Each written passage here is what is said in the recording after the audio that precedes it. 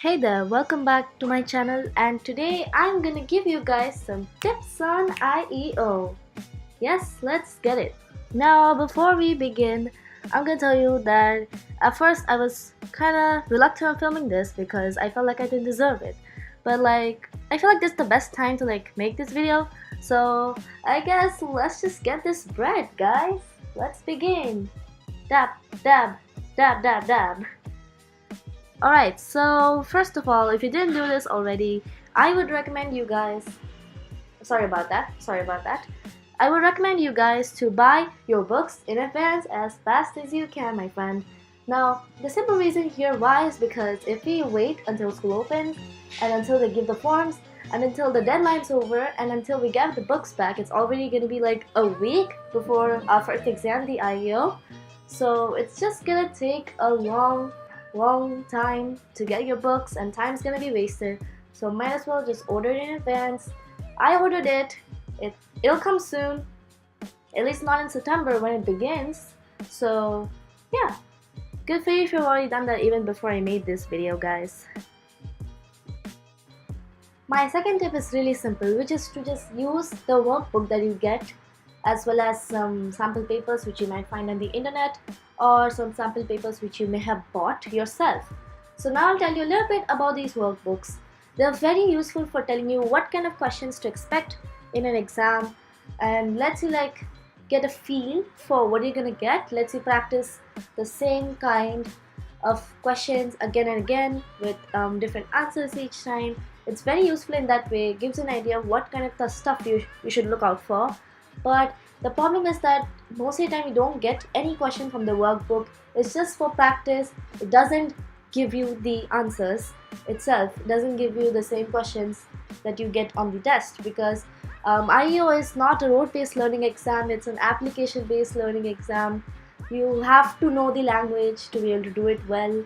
If you just do rote memorization of the workbook, it's not gonna help at all. So just do the workbook as a guide. But you have to be good at English for this.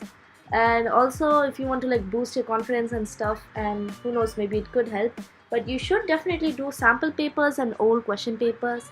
There's actually an entire set dedicated for this, which is made from MTG, which is the company which makes books for the SOF, the Olympiad Foundation. And I have actually gotten one of those as a prize when I was in 5th grade. And here's the 100% real test papers, the 2015 edition, since I was in 6th grade at the time. And I had bought another one so that I could use it like anyone would for practicing for Olympiads. So inside they give you OMR sheets where you can learn how to fill it up, and fill up your answers, fill up your name, a book with hints and solutions, and all of your question papers will be in that.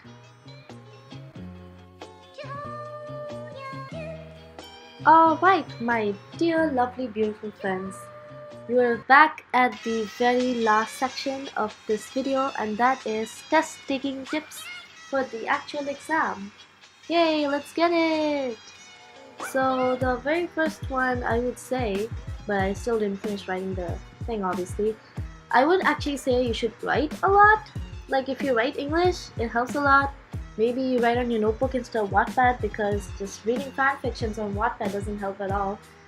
I would recommend actually seeing how people write, and try to write in a notebook so you don't get distracted, and you can also practice your handwriting. It's just like a win-win for you and me. Just give writing a shot, and if that doesn't work, maybe just read your favorite authors and just see what your favorite authors do. And it's also very useful to learn your own, learn new words on the internet. It helps a lot with the Achiever section, since they do ask difficult words, and they ask you the synonyms and antonyms for that.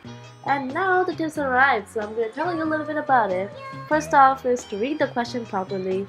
Why does my eye work just so weirdly when I'm studying or taking a test? Because I just see the opposite of what's written there. They tell me synonym and I write antonym. It happens all the time. So read the question properly. Don't make the same mistake as me. And the second one is to use what you think was the first answer, the correct answer the first time, as your correct answer. So let's say, for example, you have 4 options, A, B, C, D, and you thought B would be the correct answer, and you just circled that, but then you're like, no, I think A is the correct answer, no, I think D is the correct answer. Do not change it. Stick with B, because most of the time, what you thought at the beginning was the correct answer is the correct answer. And do not forget to bring your eraser and admin card. I didn't mention that, but oh, did I? Look, I did! So yeah, bring your eraser and admin card if you're, writing with pencil. Then you can like erase your mistakes if you have any. And for admin card, most of the time it's okay if you don't bring an admin card, because like the teacher will give you a number.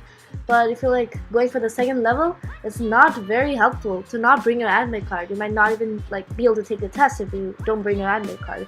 But in school, if it's at the first level, that's okay, that's perfectly fine. And now, the best tip, which is to divide a long word into separate parts and try to figure out what the word means using that way.